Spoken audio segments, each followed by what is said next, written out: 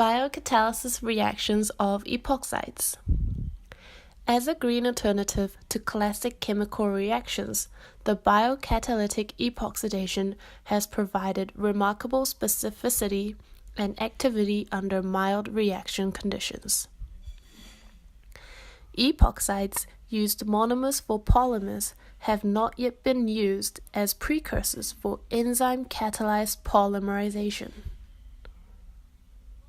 This might simply be due to the limitation that epoxide transforming enzymes are reported to open epoxides only with small nucleophiles.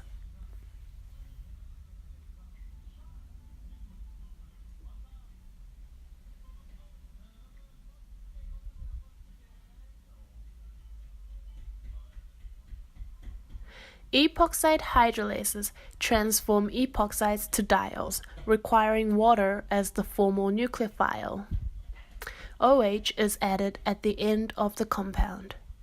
Furthermore, the reaction mechanism of most epoxide hydrolases does not allow any other nucleophile than water.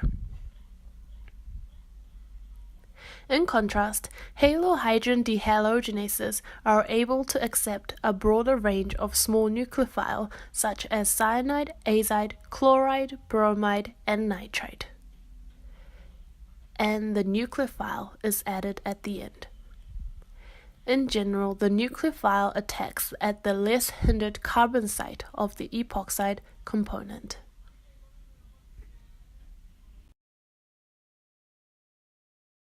I'll be looking at the kinetic resolution of epoxides using two different epoxide hydrolases, or EHs. First up is the use of Aspergillus niger. Research has shown that enantioselective mutants are abundant, and it is possible to obtain stereospecific properties with further mutations. A-niger is most commonly found as a driver of black mold in fruit and veg, but it is also used for the clarification of wine and in the production of high fructose corn syrup. Using A-niger in water transforms this glycidyl ether into the R and S diols.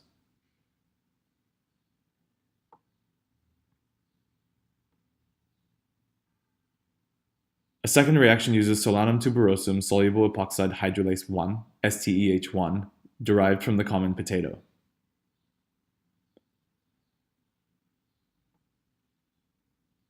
STEH1 converts a racemic mixture of 2,3-epoxypropylbenzene into the R and S enantiomers of 3-phenylpropane 1,2-diol. Again, with further mutations of the enzyme, the reaction can be driven to produce pure enantiomeric products.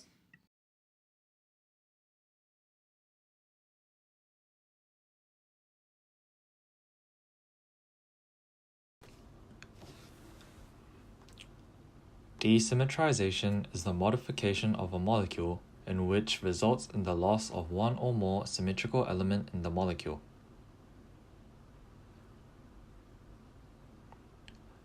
One example is limonene epoxide hydrolase, in which the enzyme converts the epoxide group into a diol.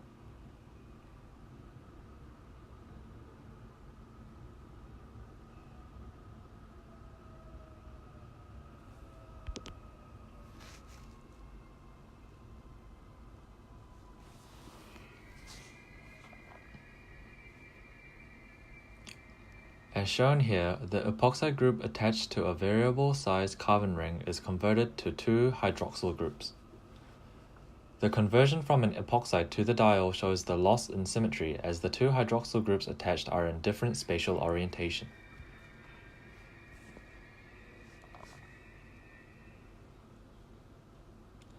In organisms, epoxide hydrolases are used to detox and metabolize epoxides. For example, in R. erythropolis, limonene 1,2-epoxide is converted to limonene 1,2-diol.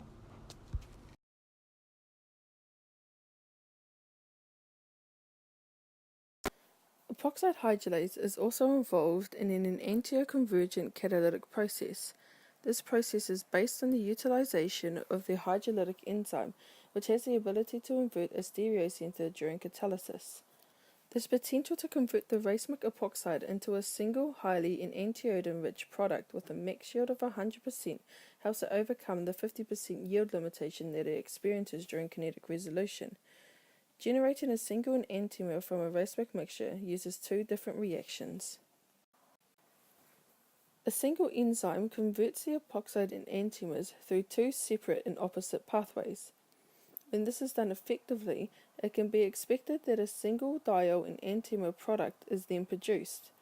The enzyme that was used in this example was of the epoxide hydrolase from Aspergillus niger. Using this single enzyme, both the epoxide and enantiomers are converted via retention and inversion of configuration, respectively, to furnish this diol as the sole enantiomer product.